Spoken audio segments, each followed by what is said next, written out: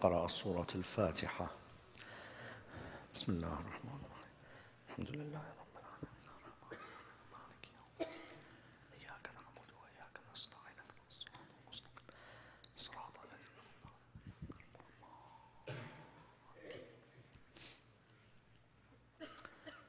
بسم الله الرحمن الرحيم. الحمد لله رب العالمين، والصلاة والسلام على سيدنا وعظيمنا وحبيب قلوبنا وشفيع نفوسنا أبي القاسم محمد. اللهم صل على محمد وعلى أهل بيته الطيبين الطاهرين وأصحابه الغر الميامين. الحمد لله الذي جعلنا من المتمسكين بولاية سيدي ومولاي علي بن أبي طالب.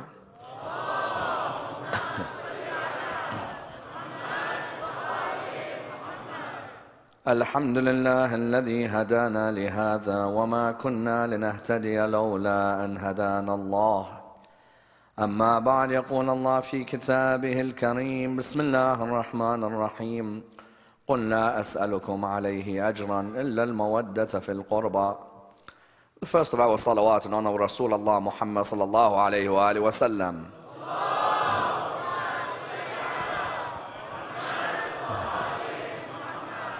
The second in honor of Amir al-Mu'mineen Ali ibn Abi Talib.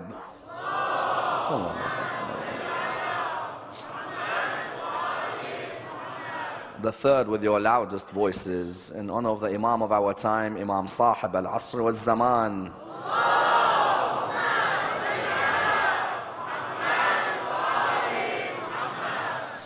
Respected scholars, brothers and sisters, Assalamu alaikum wa rahmatullah wa barakatuh. Ummulbanin occupies a prominent position within the religion of Islam as being revered as one of the greatest women in Islamic history. A lady whose life has to be examined in depth, for she is a lady from whom many a lesson may be learnt and indeed many an example may be derived. A lady who has unfortunately very much been understudied and underestimated and undervalued within Islamic literature. You find that when it comes to the embodiment of dedication, loyalty, bravery and patience, Ummulbanin occupies the highest of positions within the religion of Islam. And therefore there is a need for us on a night like this to dissect her life in depth in order that we are able to learn as many lessons as are possible from her 60 years on this earth. Because as we know, Ummulbanin was born in the 4th year after Hijrah, and she died on the 13th of Jamadi al-Akhir in the 64th year after Hijrah, meaning she died at the age of 60. You find that her grave is still present in the land of Medina, in Jannat al-Baqi'. Yet even when you look at her grave, you realize how little value this woman is given in this religion. As in, for a lady who sacrificed what she sacrificed in her life, you'd expect her to be given the best of honor, the best of respect. Whereas you go to Jannat al-Baqi', and those of you who Allah has blessed to go there will see that grave as you enter on the left-hand side. That grave which nobody but the followers of Al-Muhammad honor. Therefore, it is vital for us that we examine her life and seek to gain as many lessons as are possible for 2 reasons. The first reason is Ummulbanin highlights for us the culmination in the reform program of Rasulullah in relation to the position of woman. Because we know that when she was born in the 4th year after Hijrah, only 10 or 15 years earlier, daughters were being buried alive in Medina or in Mecca. You found that daughters were being buried alive for different reasons. Some Arabs would bury their daughters alive because they said, these daughters can never help us in our businesses. We have flourishing businesses. We need our daughters to be helping us in these businesses. If they're not, it's better that we just hit them and bury them alive. Other Arabs would say, no, we should hit them because of the fact that in the battlefield they will not help us. A woman, according to them, was not worthy of the battlefield. Another reason they came forward and said, our daughter may end up running away with someone from a tribe we don't like. So you found the Arabs, what would they do? When the daughter was born to them, these Arabs would be willing to bury her alive. Hence the verse in the Quran, وَإِذَا الْمَوْءُودَةُ سُئِلَتْ بِأَيِّ ذَنْبٍ قُتِلَتْ. The female baby will ask on the day of judgment, for what reason was I buried alive? That Arabia, which was at that time, which was willing to bury the female alive, Rasulullah transformed it by bringing a Quran with narratives of great women like Maryam, like Asiya. He gave the examples of Khadija and Fatima. Ummulbanin was the culmination of that work. The transformation of the position of the woman could be seen in her example. That's number one. Number two, many times women in Islam complain that they don't have as many role models as the men do.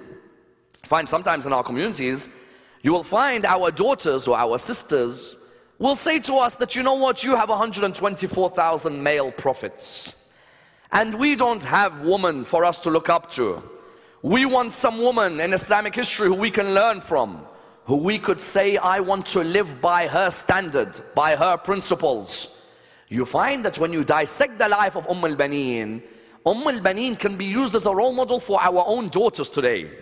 As in, our daughters can't complain anymore and say that I never knew about Ummulbanin. When we discuss the lessons from her life and understand her biography, we then have to give this biography to our daughters, our nieces, our sisters.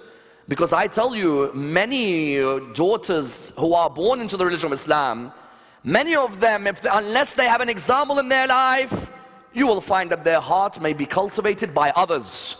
That's why there is a need for us to cultivate their hearts with the love of ladies like Ummulbanin. Let's dissect her life in depth. Ask, how is it that Imam came to marry her? Why did she name her sons the names that she gave them? How was her relationship with the family of the Prophet? Why was she not at Karbala? And how did she ensure that the azadari and the memory of Imam al-Hussein remained after Karbala?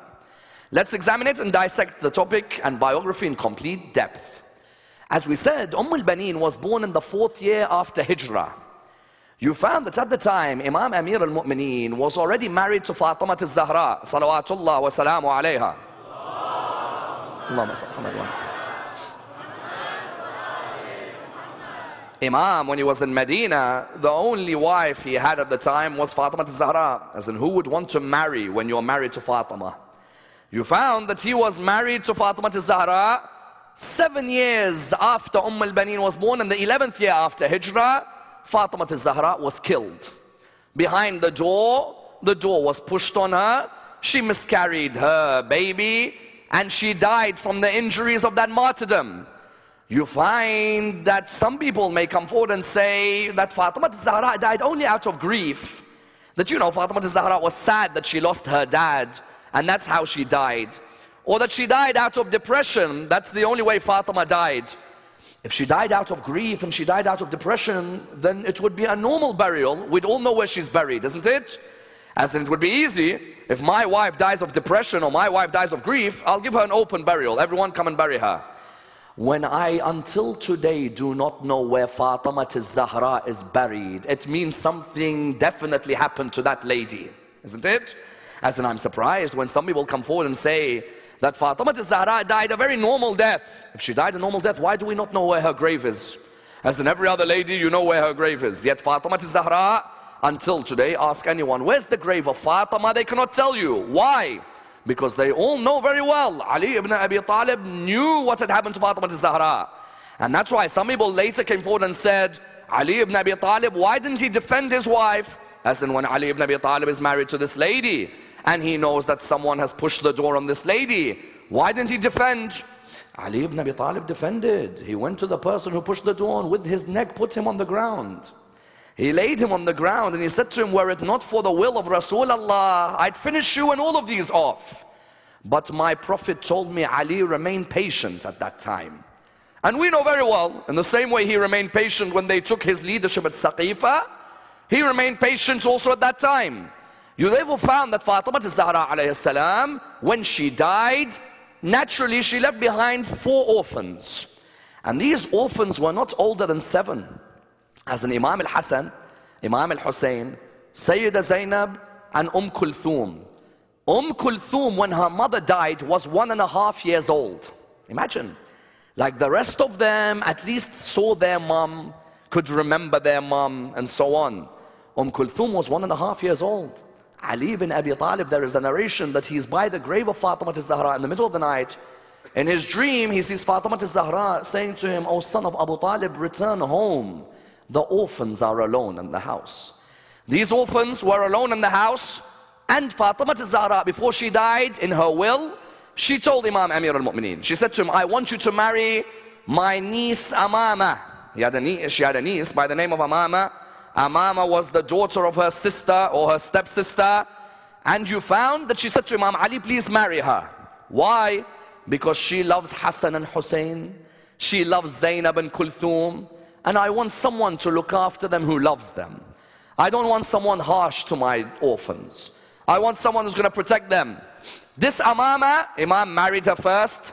Then Imam married Khawla bin Jafar, who gave him a son by the name of Muhammad ibn al-Hanafiya. Muhammad ibn al-Hanafiya could not make it to Karbala, but he was seen as one of the greatest companions of Al-Muhammad. Of course, he was seen as a brother of the Imams of Ahlul Bayt. After Khawla bin Ja'far, who did he marry? He married Asma bint Umays.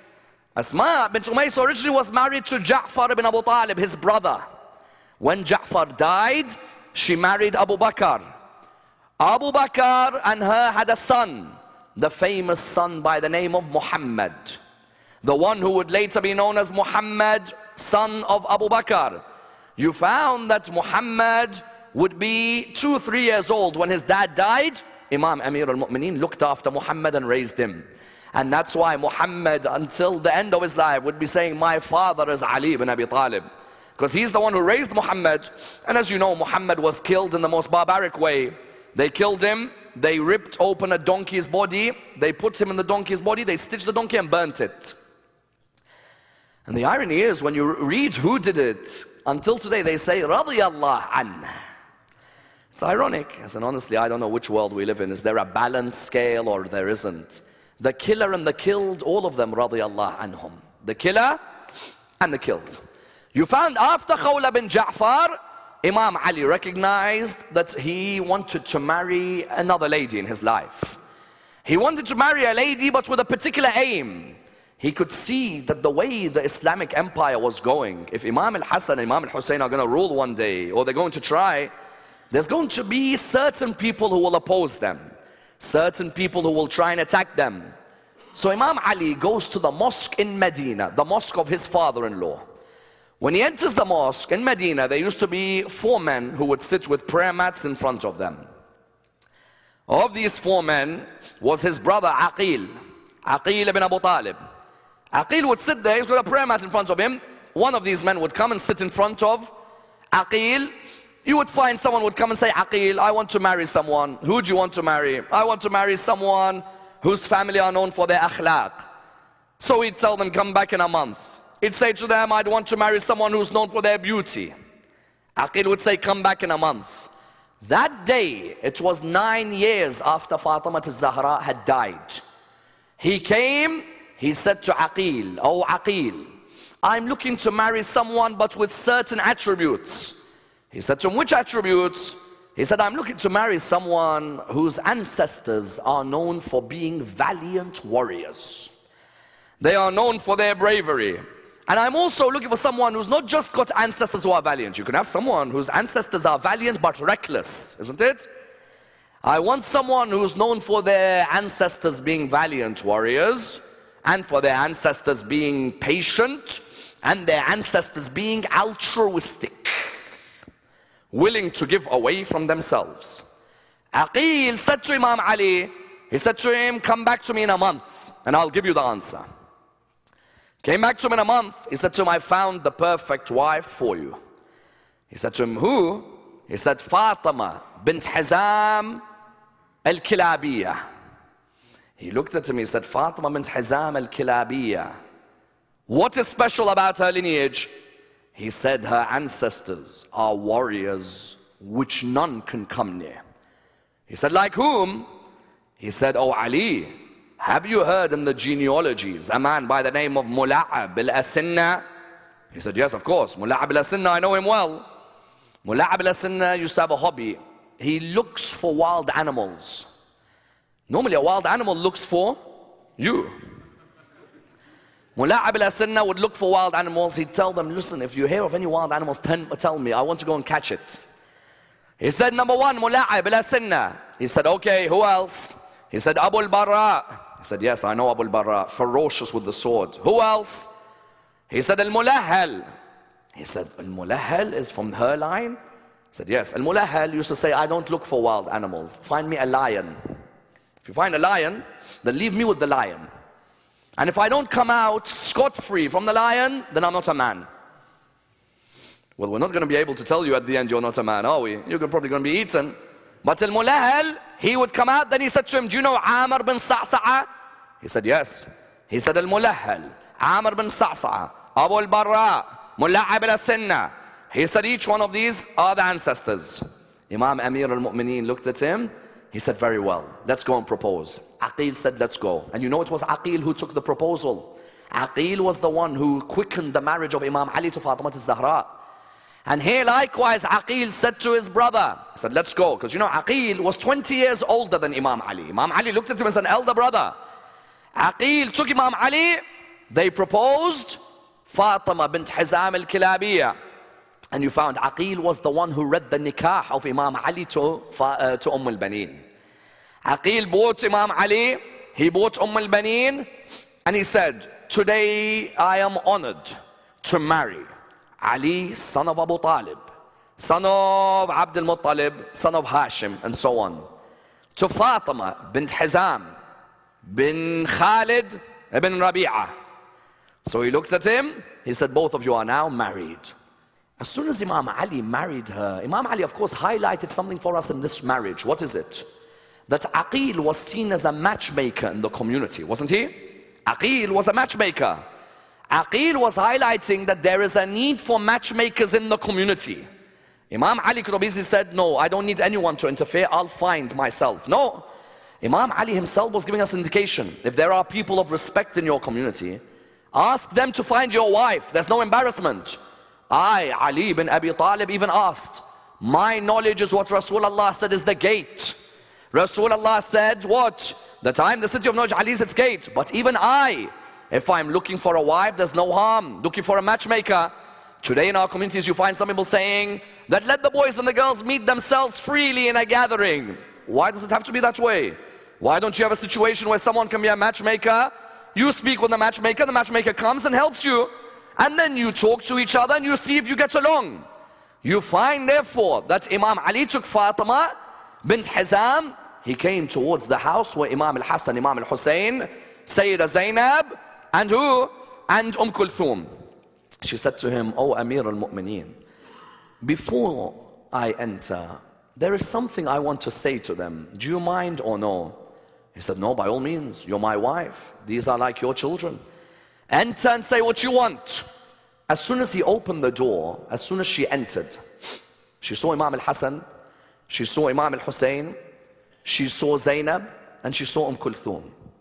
She looked at all of them, she said, I want to tell each of you something.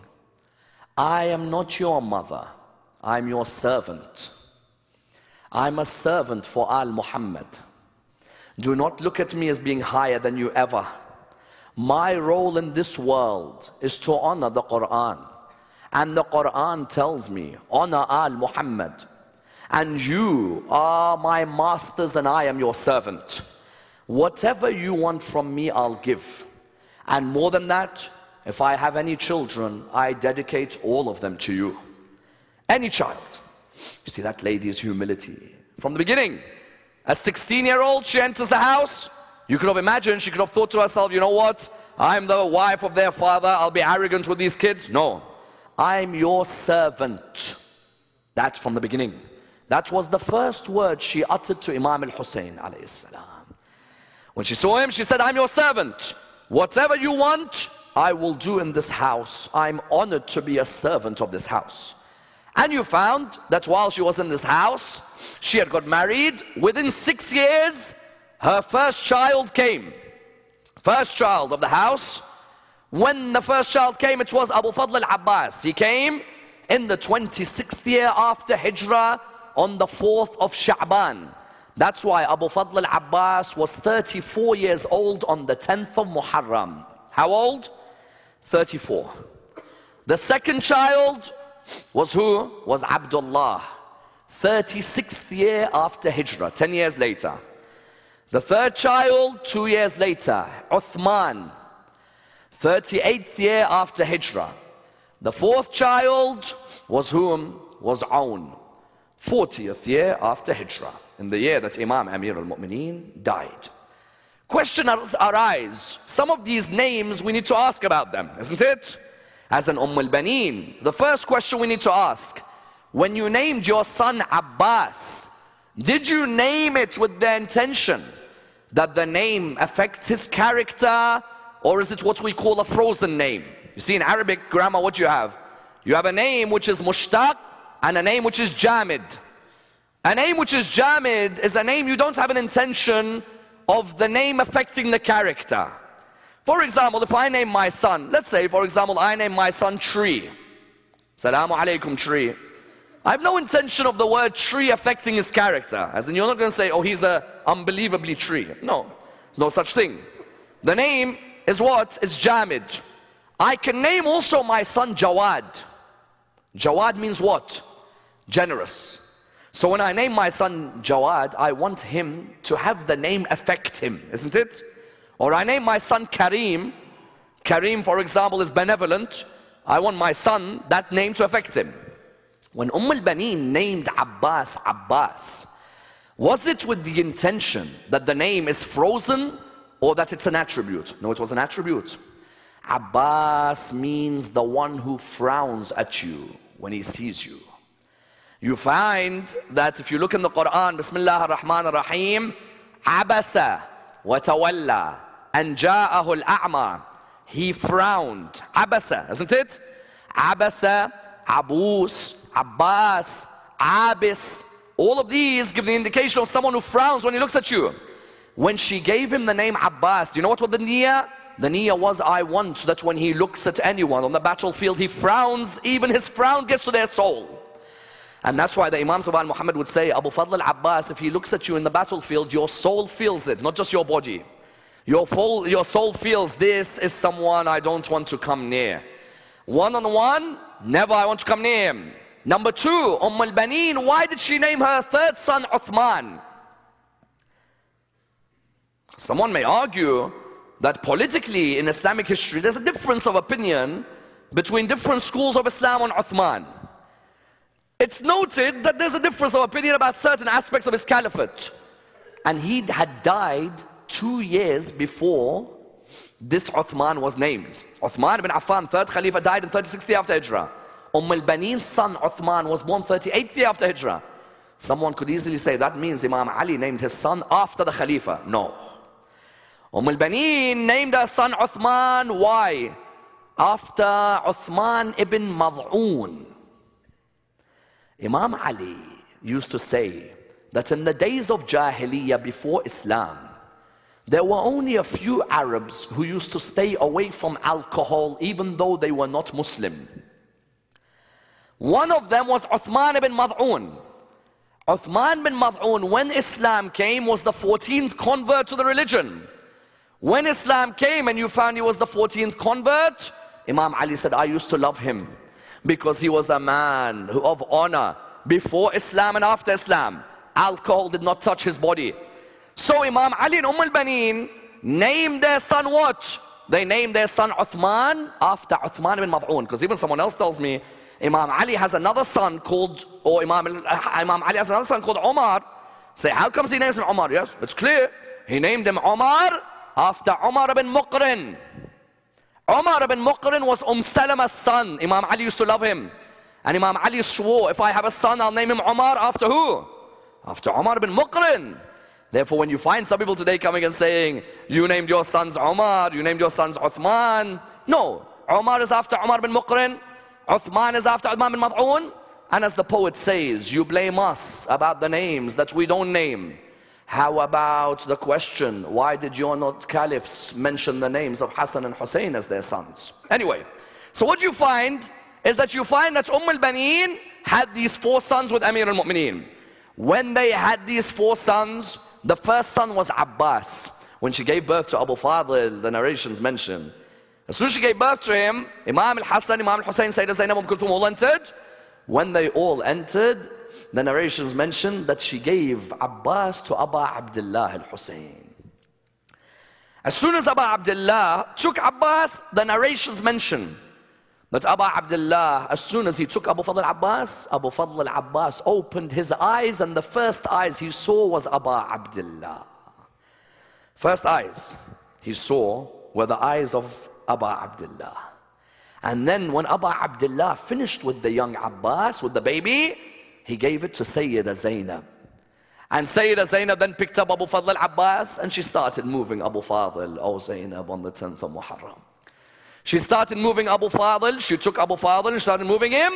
So what did you find? You found that Abu Fadl from that young age, the closeness was with all of them, but especially Zainab and Hussein.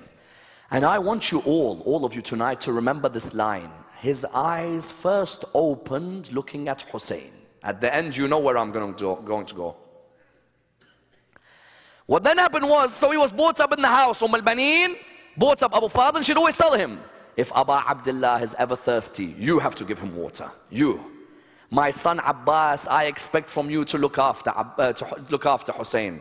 He is your master. And you know what she instilled in from the beginning? Never in your life do I ever want to hear you to say, Akhi Abu Abdullah. Why he would say to her? She said, you have to say, Sayyidi Abu Abdullah. Because Abu Abdullah is not your brother, he's your master. Never do I ever want to hear you say, Akhi. And that's why until the last moments on the 10th of Muharram, he would say, Sayyidi Abu Abdullah. You therefore find what? You found that this close affiliation, Imam Ali would see Hussein, Abbas, Hassan. Imam Ali, 10 years, 11 years after Abu Fadl al-Abbas was born, Imam Ali faced one of the major crises in his caliphate, the Battle of Siffin. And at that battle, Ummulbanin, you know what she said to Imam Ali? She said, Ya Amir al-Mu'mineen, you're taking Imam al-Hassan, you're taking Imam al-Hussein. Take Abu Fadl with you. He said, come along, young man, come along. You come with me. He's 10, 11 years old. Muawiyah at the Battle of Siffin, you know what he did? Muawiyah at the Battle of Siffin knew Ali ibn Abi Talib had annihilated the opposition at the Battle of Jamal. Because Ali ibn Abi Talib at the Battle of Jamal, Ammar ibn Yasir one side, Malik al-Ashtar the other. These were ferocious warriors. At Siffin, Imam had the same warriors. Muawiyah bought Ibn Shasa' or Ibn al-Shasa'. Ibn al-Shasa' had 7 sons. And this Ibn al-Shasa', Muawiyah had said to him, listen, Ali, son of Abu Talib, you think you can face him one-on-one? He said, forget face him one-on-one. My sons will finish Ali ibn Abi Talib off. So he looked at him, he said, very well, bring all of your sons. He came, he had 7 sons. And he looked at the opposition army on the day of Siffin.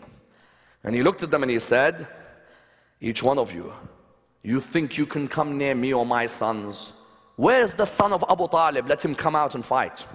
And you know in the Battle of Siffin, the first man to want to come out and fight, but he had to be stopped by Imam Ali, was Imam al-Hassan.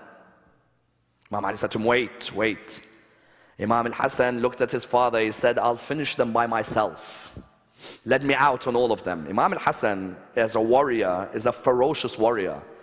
But history meant that he wasn't necessarily able to show that in the war. Imam al-Hassan, Imam Ali told him, listen, after me, you've got to be leading this religion. Stay here. And Imam al-Hassan held back. Ibn Shasa' said, Ali, son of Abu Talib, come out, fight me. Imam Ali looked around, he saw Abbas. And Abbas was 10, 11 at the time. He said to him, young man, are you ready? He said to him, Dad, I'm ready. He said, very well, put on your mask. So he puts on his mask. He says to him, now you go out, they're going to think that you're me. Number one, because of your height. Remember, Mula'ab al-Asinna, Abu al-Barra, Amr ibn s.a., these were all tall men. He took the height from his mum's side. Because sometimes people say, how could he be on a horse and his feet touch the ground? You see his mum's ancestry. Imam Ali didn't just say to Aqil, find me people, 6 foot, 6'1". I want you to find me men who, when you look at them, you're like, that's a man. That's a soldier. Of course, not being that tall does not mean you're not a man. No, of course. But you find that he said to them, at that moment, what did he say? He said, Abbas, get ready. Abbas put the mask on. He came out on the battlefield. Ibn Shasa said, son number 1, go and finish him. Son number 1 finished. Son number 2, go finish him. Finished. 3, 4, 5, 6, 7. He then looked, he said, very well, you've killed my sons, O Ali, then I have to kill you. He came out and he killed him. The opposition army said, Ali bin Abi Talib, show your face. All of a sudden, Imam Ali came from the back of the army on a horse. So the opposition was like, then if it's not Ali ibn Abi Talib, then who was that? And Imam Ali had told Abbas, he said to him, Abbas, do not tell anyone who you are until I give you permission. So he looked at him, he turned around to his dad, he said, Dad, shall I say who am I? He said, no, don't say. They said, name yourself. Don't say. Name yourself. He turned around to his dad said, tell them who you are. He removes the mask slowly and he says, Ana Qamar Bani Hashim, Abu Fadl al-Abbas. I'm the moon of Bani Hashim, Abu Fadl al-Abbas. Their reply was fascinating because these guys would have poetry in the battlefield. Even in Karbala, you'd exchange poetry. They said to him, but Abbas, there are 2 moons in Muhammad's army already. And he replied by saying, they are the sons of Muhammad. I am the son of Ali. It's the role of the sons of Muhammad to protect the sons of Ali. There's the roles of the sons of Ali to protect the sons of Muhammad. Then he said, I am the hands and they are the eyes. It's the role of the hands to protect the eyes. You therefore found Abu Fadl introduced himself in that battle. And his mother, without a doubt, was proud of him when she heard of the news that Abu Fadl defended his father and he defended Imam al-Hassan, defended Imam al-Hussein. It was a source of pride for her, and it was a source of pride for Amir al-Mu'mineen. And that's why the narrations mention that Imam Ali was saddened. Imam Ali, when he was dying, when the poison surrounded his body after Abdurrahman ibn Muljam hit him, Imam Ali was lying on his bed just before he died. He called everyone. He called Imam al-Hassan.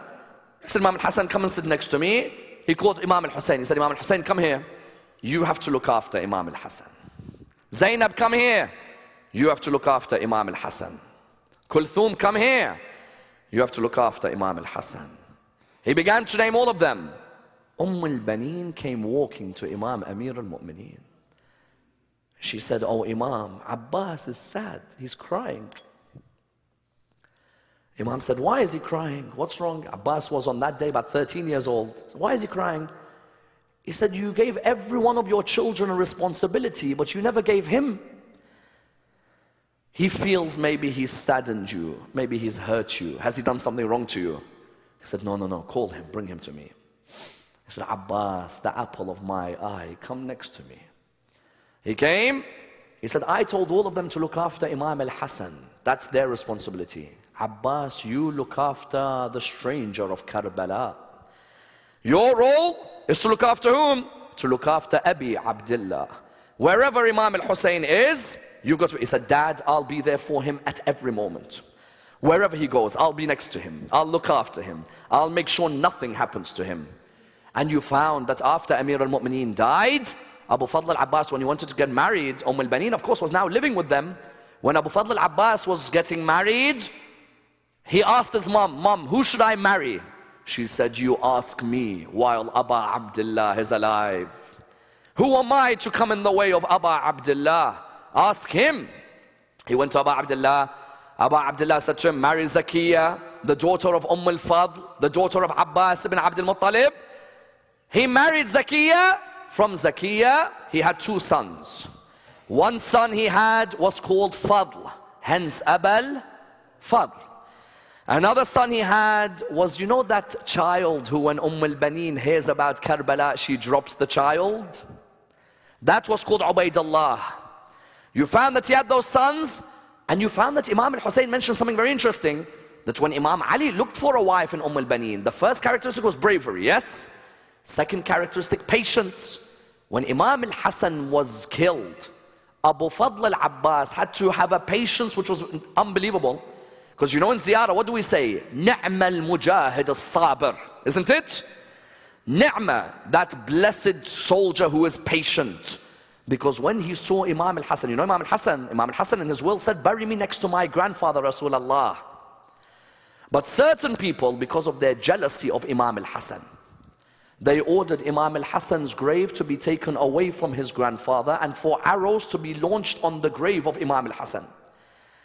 Abu Fadl al-Abbas, you know when he saw this? Abu Fadl al-Abbas straight away when he saw this, he told Imam al-Hussein, leave me against them, each one of them. Imam al-Hussein looked at him, he said, Abu Fadl, you are a man of patience. You have that from your mother, there'll be a day when I'll let you go. But today, remain patient. That was number two.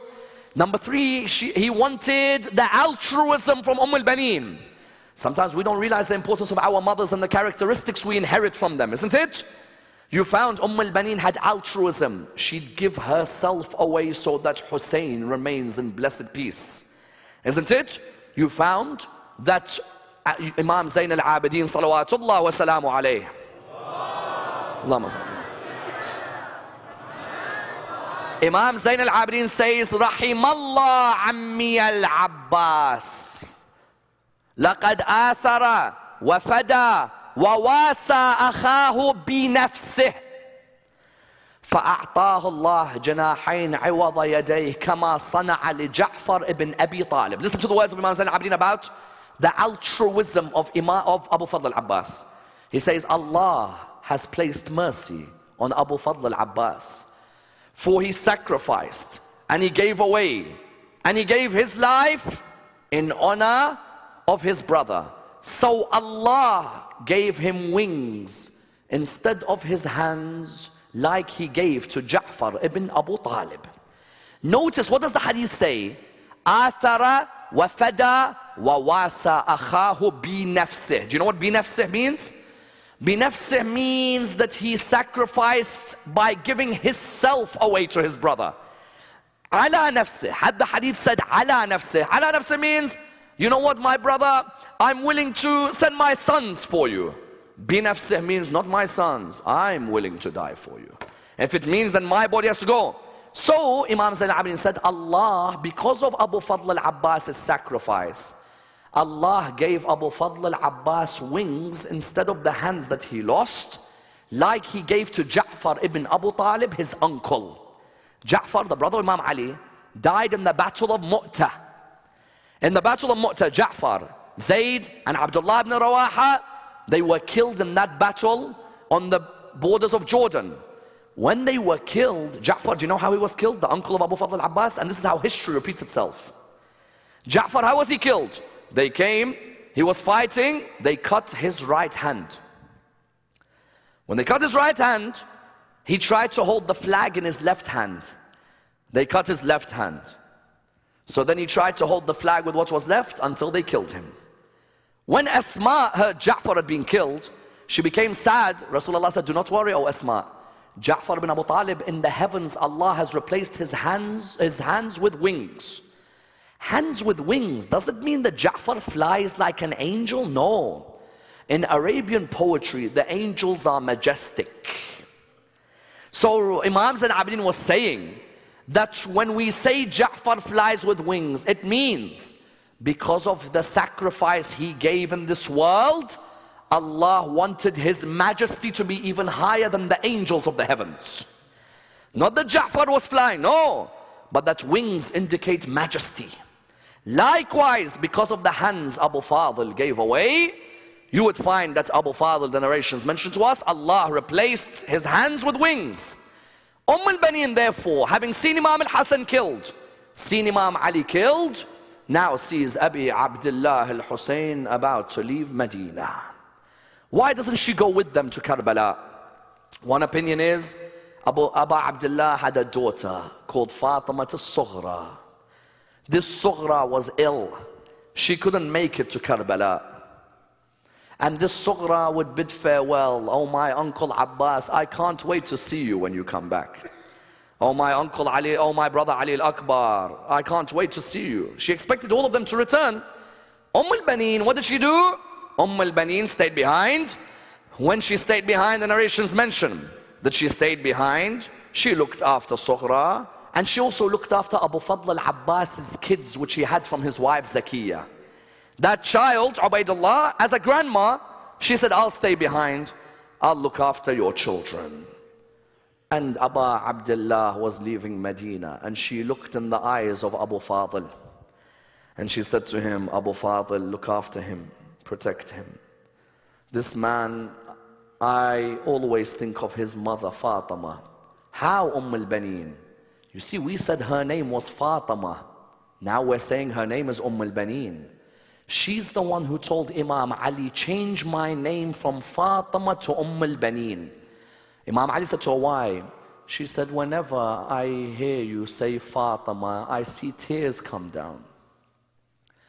And I can't bear to hurt you. So call me Ummulbanin. Ummulbanin means the mother of the sons. She told Abbas, she told Jafar, she told Uthman, she told Abdullah, look after Abi Abdullah. Protect him. And also look after Sayyida Zainab. Don't let anyone touch Zainab. Look after Kulthum. I've seen them since they were kids. I can't bear to hear that anyone's hurt them. And those warriors went out towards Karbala. Ummulbanin remaining behind in Medina. After the 10th of Moharram, she kept on waiting and waiting. She was wondering, is there any news from Karbala? She would say. She'd keep saying, does anybody have any news from Karbala? People say, we don't know anything. Any news from Karbala? We have not heard anything. Any news from Karbala? There is no news from Karbala. If you ever find out what's happened at Karbala, tell me. Until Bishr ibn Hadlam came to Medina. When he was in Medina, he called out, we have news from Karbala. Which news? Which news do you have from Karbala? Everyone gathered. He said, we have news about martyrdoms at Karbala. People have died. All of a sudden she said, tell me about Abba Abdullah al-Hussein. What's the news about him? Notice, who does she ask about first, brothers and sisters? She first asks, tell me about Abba Abdullah. Ummulbanin, why don't you ask about Abu Fadl? Because Hussein has no mother to cry for him. I want to ask about Abi Abdullah. So he looks at her, he says, who are you? She says, I am Ummulbanin. Do you know the first thing he says to her? May Allah reward you for the death of your son, Jafar.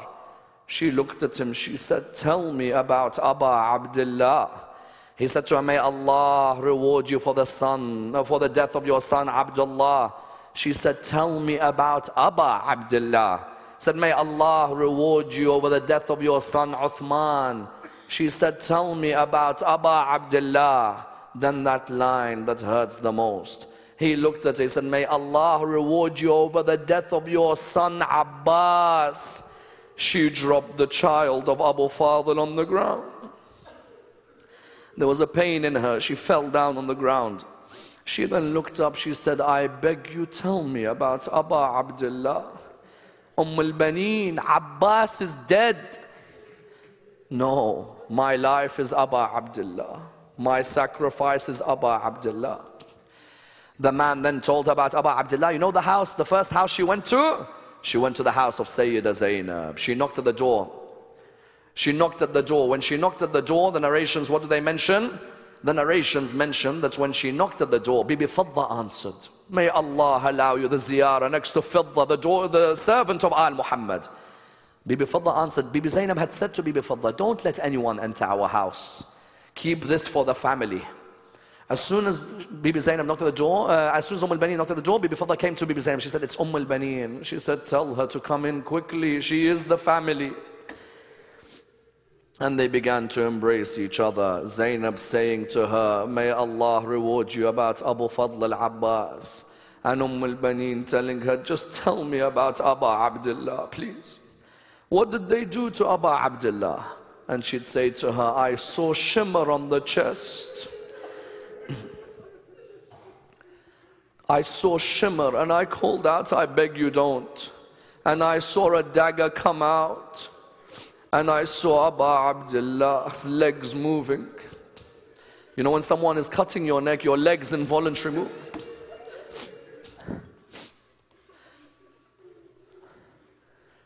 She said to her, I saw shimmer sitting on the chest of Abdullah. Ummulbanin was crying and crying. And you know what the narrations mention? Please listen to this point. The narrations mention, after she heard the news, she began reciting majalis in honor of Imam al-Hussein. She began reciting poetry in honor of Imam al-Hussein. Brothers and sisters, never ever stop ensuring that the majalis of al-Muhammad continue, because that's your sacrifice for Ummulbanin. Never stop the matam in honor of al-Muhammad. Don't stop any of the azadari. Anyone who tells you that you should stop, never, keep going. Because that lady never stopped, and if she didn't stop, then who am I to stop? And in your donations and your honoring, keep any majlis alive. I heard before this majlis, I heard the speech, $72 each person to keep Ummulbanin's name alive. Is it much? She gave 4 sons, we need to give $72. Is that the same? Ummulbanin gave those sons and we're still alive. Surely we have to keep Abbas's name alive with our money, so that an institution like this, with the majalis like this, continues to remain alive. Ummulbanin taught us, never stop the majalis of al-Muhammad. She would recite majalis. Do you know where? She'd recite majalis by Jannatul Baqi'.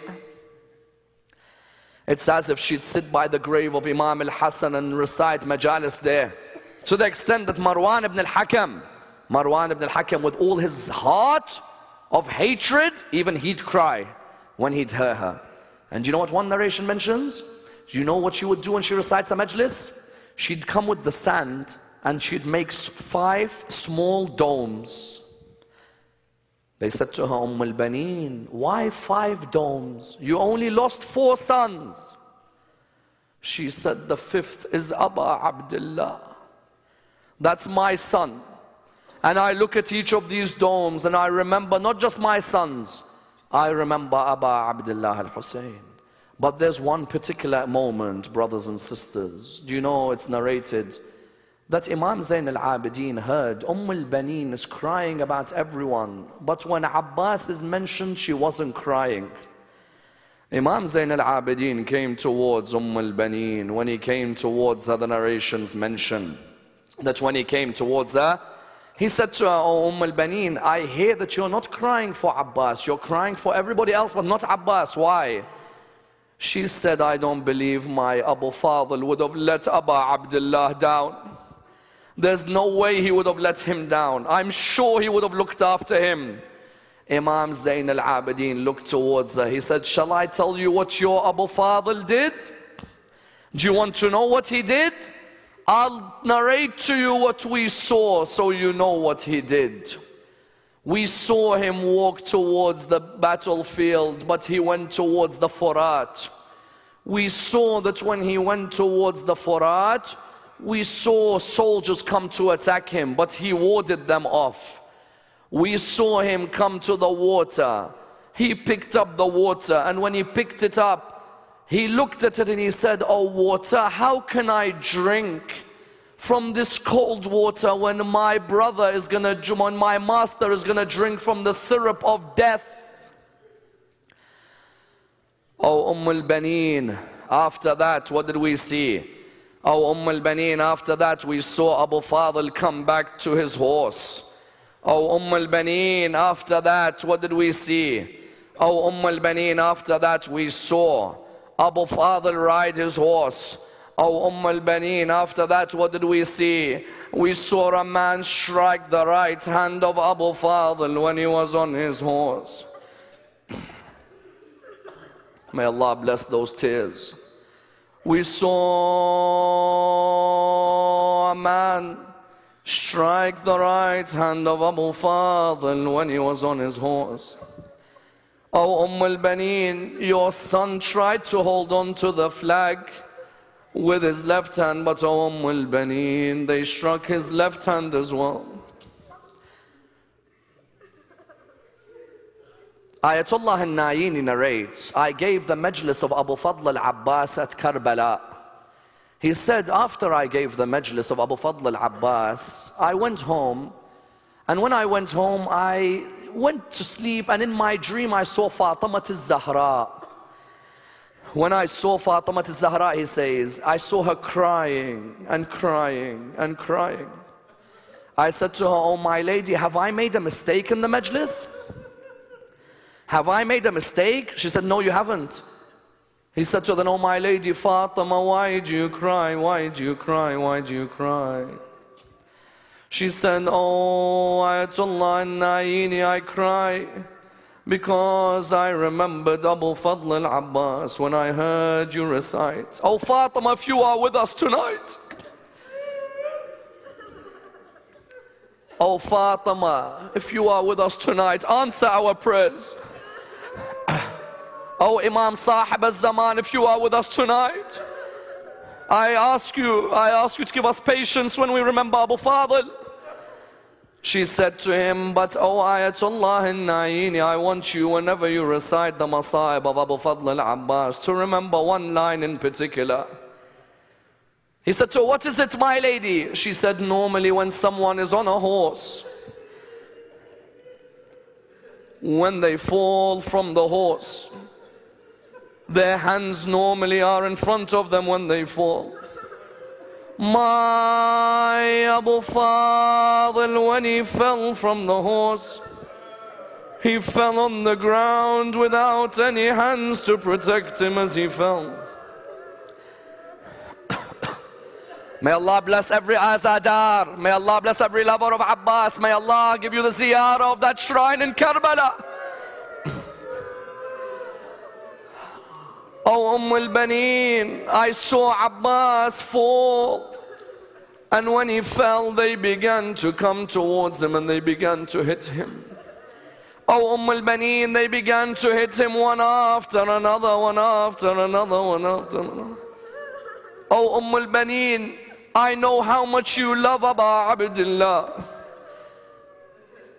Oh Ummulbanin, I know how much you love Sukaina. Ummulbanin, I want to tell you something. Sukaina told us it was Abbas who fell. Oh Ummulbanin, shall I tell you how Sukaina told us? She was on the shoulders of her auntie Zainab. She turned around to her auntie Zainab. She said, oh my auntie Zainab, I think my uncle is on the ground. My auntie Zainab said to her, oh Sukaina, how do you know? She said, oh my auntie Zainab, I see the flag is falling, and I'm sure he's on the ground.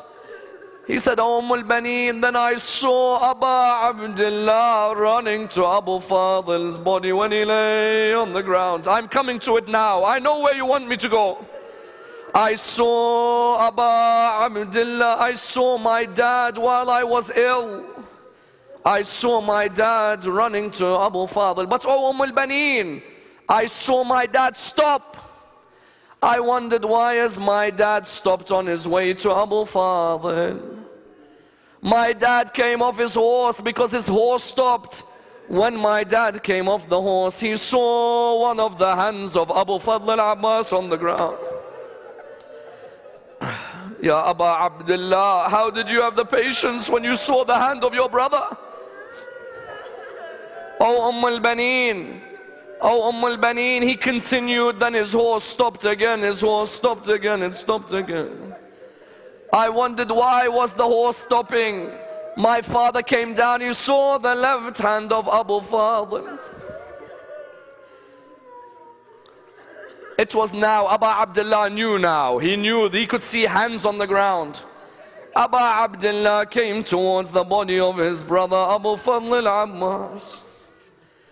Abu Fadl couldn't see because the arrow of Harmala had struck the eyes of Abu Fadl.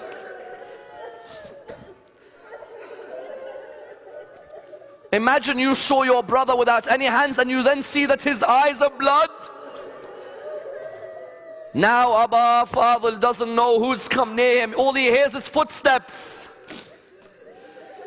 He says, I beg you, oh man, whoever you are, I beg you, do not hit me.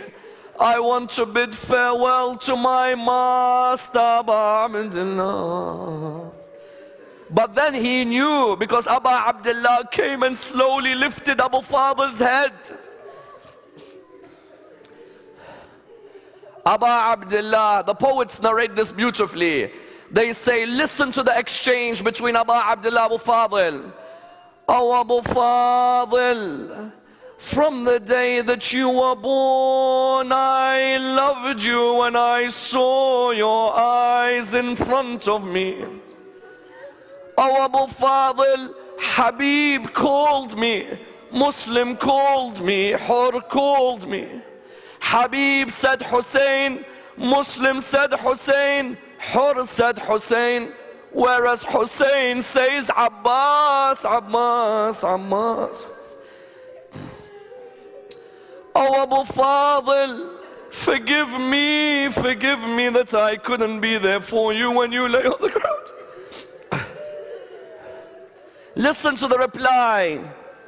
Oh my master Abba Abdullah, forgive me that I will not be there to protect you. Oh my master Abba Abdullah, I beg you, don't tell my mother that I wasn't there for you. Oh my master Abba Abdullah, I ask you for one more thing. I beg you, tell Sukaina I'm sorry. She said to me, get me some water. Abba Abdullah, I feel embarrassed. Don't take my body back. How can I show my face to Sukaina?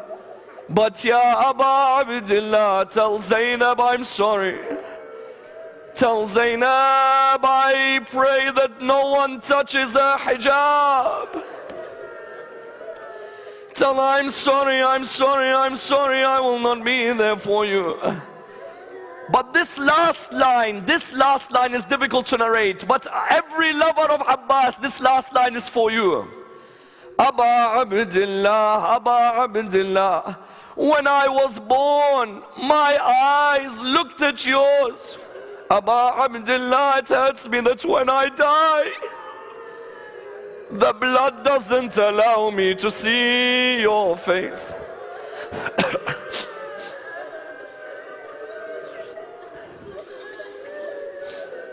MashaAllah. He then moved his head from the lap of Hussein. Ya Abbas, he looked at him and he said, oh Abbas, why do you remove your head from my lap? Listen to the line. Ya Abba Abdullah, I remove my head because now my head is on your lap, whereas in a few moments, where will your head be, Ya Abba Abdullah? I say to him, Ya Abbas,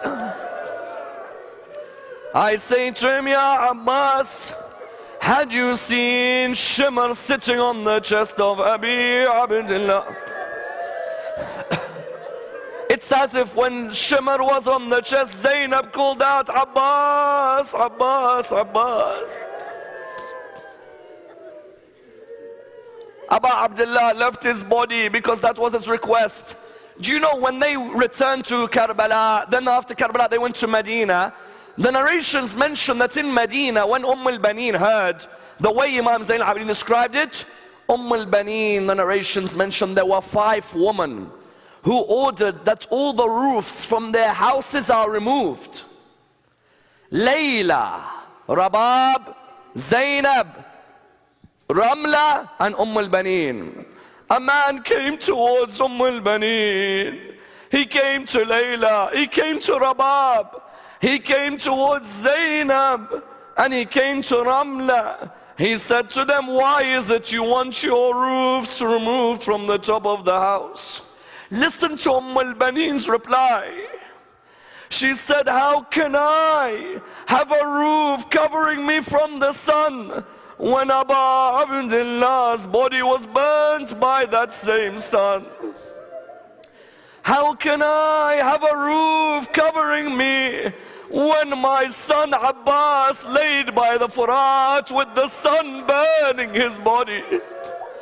How can I have a roof covering me when Fatima-Zahra's son lay alone on the ground with no one to look after him? Then she looked at Imam Zayn al-Abidin. She said, oh Zayn al-Abidin, I knew my Abbas would protect Hussein. But do you know why I didn't cry? Because Hussein had no one to cry for him. Inna lillahi wa inna ilayhi raji'un. We pray to Allah subhanahu wa ta'ala to raise us with Muhammad and Al Muhammad. May Allah bless those tears. These tears will speak for us on the day of judgment.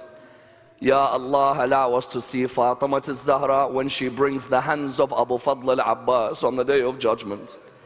Allow us to visit the grave of Abu Fadl al-Abbas in the land of Karbala.